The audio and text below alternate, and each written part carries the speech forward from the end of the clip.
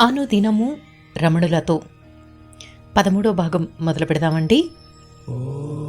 శ్రీ దేవరాజ మొదలయ్యారు గారి మాటలలో 7/12/45 1937 సెప్టెంబర్ నెల విజన్ పత్రికలో నామదేవుడు బోధించిన భగవన్నామ మహిమను గురించి వ్యాసముంది. భగవాన్ దానిని ఆమోదించి తరచూ దాన్ని ప్రస్తావించేవారు.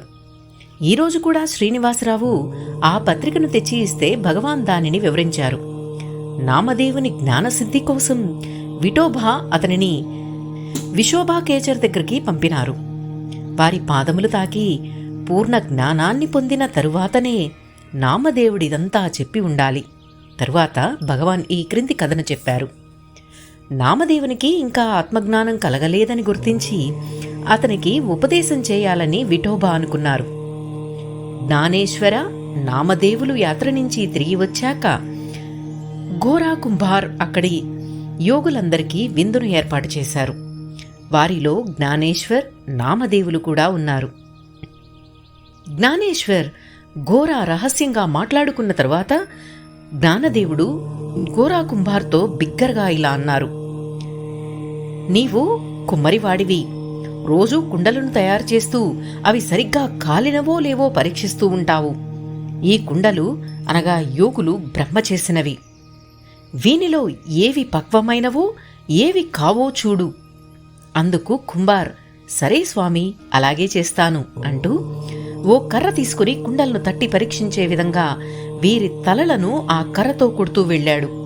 ఆ దెబ్బలను ప్రతి అతిథి ఓర్పుతో సహించారు. కాని కుంభార్ నామదేవుని దగ్గరకు రాగా నామదేవు కోపంగా, ఏయ్ కుమ్మరి, ఆ కర్రతో నన్ను కొట్టి చూడ్డానికి వస్తున్నావు, ఏమనుకుంటున్నావేం అన్నారు. అంత ఘోరా జ్ఞానేశ్వర్తో, స్వామి, మిగిలిన కుండలన్నీ బాగానే కాలినాయి అని నామదేవుని చెబుతూ ఈ ఒక్క కుండ మాత్రం ఇంకా పచ్చిగానే ఉంది అన్నారు. అది విని అందరూ నవ్వారు. నామదేవునికి ఎంతో అవమానం కలిగింది. తాను కలిసి ఆడుతూ పాడుతూ తింటూ తిరుగుతూ ఎంతో చనువుగా ఉంటున్న తన ప్రియసకుడైన విఠల్ దగ్గరకు పరుగునపోయి తనకు జరిగిన అవమానాన్ని ఆయనకు చెప్పుకున్నాడు. విఠల్కి ఇదంతా తెలుసు. కాని ఆయన నామదేవునిపై సానుభూతి నటిస్తూ గోరా ఇంటి దగ్గర జరిగిన విషయాలన్నిటినీ పూసగుచ్చినట్లు చెప్పమని అడిగి అన్నీ విన్న తరువాత ఇతరులందరిలాగే నీవు కూడా దెబ్బలను సహించి ఊరుకోకూడదా? అందుకనే నీకీ బాధంతా అన్నాడు. నామదేవుడు అందుకు మరింతగా బాధపడుతూ, నీవు వాళ్లతో కలిసి నన్ను అవమానిస్తున్నావా? అందరిలాగా నేనెందుకు దెబ్బలు తినాలి? నేను నీ ప్రియసకుణ్ణిగానా? నేను నీ బిడ్డనుగానా అన్నాడు. అందుకు విఠల్, సత్యం నీకింకా సరిగ్గా అర్థం కాలేదు. నేను చెబితే నీవు అర్థం చేసుకోవు. ఫలానా అడవిలో ఒక పాటుబడిన దేవాలయం ఉంది. అందులో ఒక యోగి ఉంటాడు. అతడు నీకు జ్ఞానాన్ని ప్రసాదిస్తాడు. వెళ్ళిరా అన్నాడు. సరేనని చెప్పి నామదేవ్ ఆ గుడికి వెళ్ళాడు. ఆ గుడిలో ఒక సామాన్యమైన ముసలివాడు శివలింగం మీద కాళ్లు బారజాపి పడుకుని ఉన్నాడు. విఠల్కు చెలికాడు అయిన తాను ఇలాంటి వాని దగ్గర జ్ఞానాన్ని పొందవలసి ఉంటుందని నామదేవ్ నమ్మలేకపోయాడు. కాని అక్కడ మరెవ్వరూ లేరు. నామదేవ్ ఆ ముసలివాని దగ్గరకు వెళ్లి చేయి తట్టాడు. ఆయన ఉలిక్కిపడి లేచి నామదేవుని చూసి, నీవు విఠల్ పంపిన నామదేవునివి కదరా, రా అని ఆహ్వానించాడు. నామదేవుడు దిగ్భ్రాంతి చెంది ఇతడెవరో చాలా గొప్పవాడై ఉండాలి. అందుకని వెంటనే ఎంత గొప్పవాడైతే మాత్రం కాళ్ళు శివలింగం మీద ఉంచడమేమిటని మనసులో అనుకుంటూ అతనితో, నువ్వు చూడడానికి చాలా గొప్పవానివిగా ఉన్నావు. శివలింగం మీద కాళ్ళు ఉంచడం నీలాంటి వానికి తగునా అన్నాడు. అందుకు అతను, ఓహో, నా కాళ్ళు శివలింగం మీద ఉన్నాయా? దయచేసి నా కాళ్లను మరో చోట ఉంచునాయనా అన్నాడు. నామదేవ్ ఆ పాదాలను ఎన్నో చోట్ల ఉంచి చూశాడు. కాని ఉంచిన చోటల్లా ఓ శివలింగం కనపడసాగింది. చివరికతడు ఆ పాదాలను తన ఒడిలోనే ఉంచుకోగా తానే ఒక శివలింగమైపోయాడు. అప్పుడు అతనికి జ్ఞానం కలిగింది. ఆ ముసలి వ్యక్తి నామదేవుతో, ఇంక నీవు తిరిగి వెళ్ళిపోవచ్చు అని చెప్పాడు. అది చెప్పి భగవాన్, అతడు శరణాగతి చెంది గురువు పాదములు తాగిన తర్వాతనే జ్ఞానసిద్ధి కలిగింది అన్న సంగతిని గుర్తించాలి.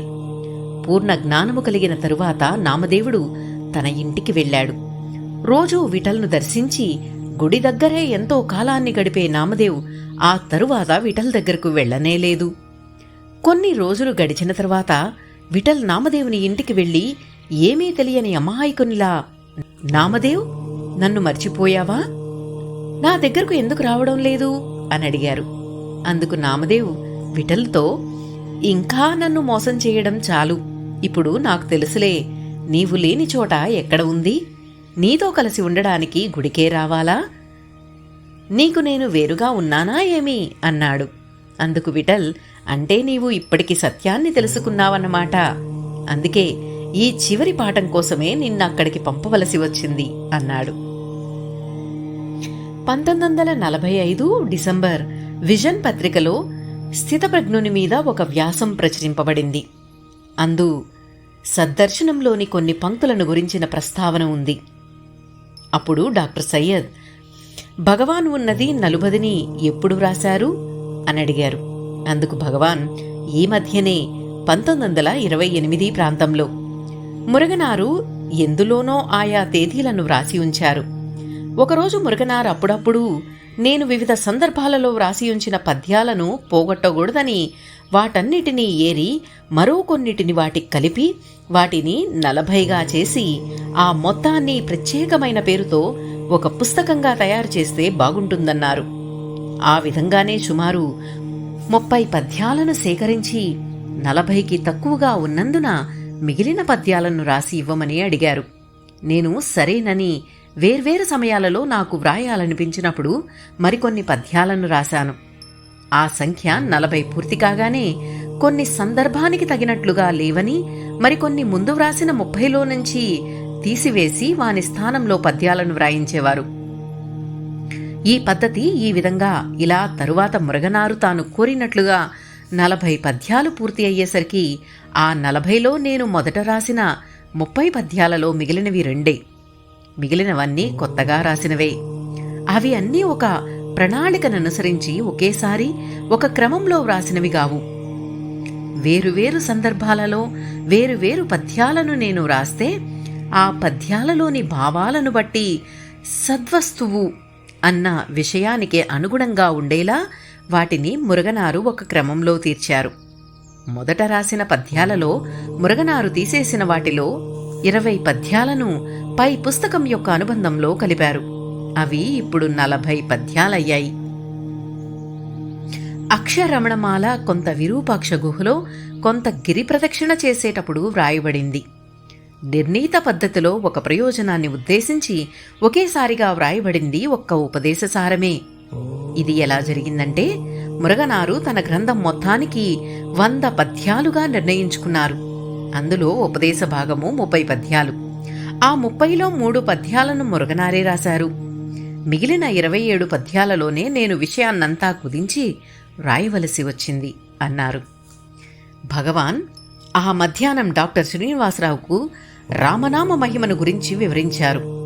రా ఆత్మకు, మా అహంకారానికి గుర్తులు. రామ రామ అంటూ జపిస్తూ ఉంటే మా అదృశ్యమై రా ఒకటే మిగులుతుంది. ఆ స్థితిలో ధ్యానం ప్రయత్నంతో ఉండదు.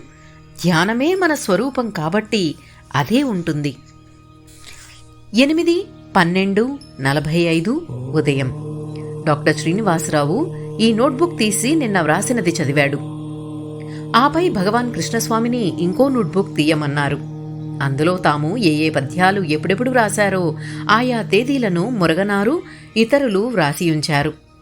దాని ప్రకారం ఉన్నది 40, 1928లో రాసినట్లు తేలింది.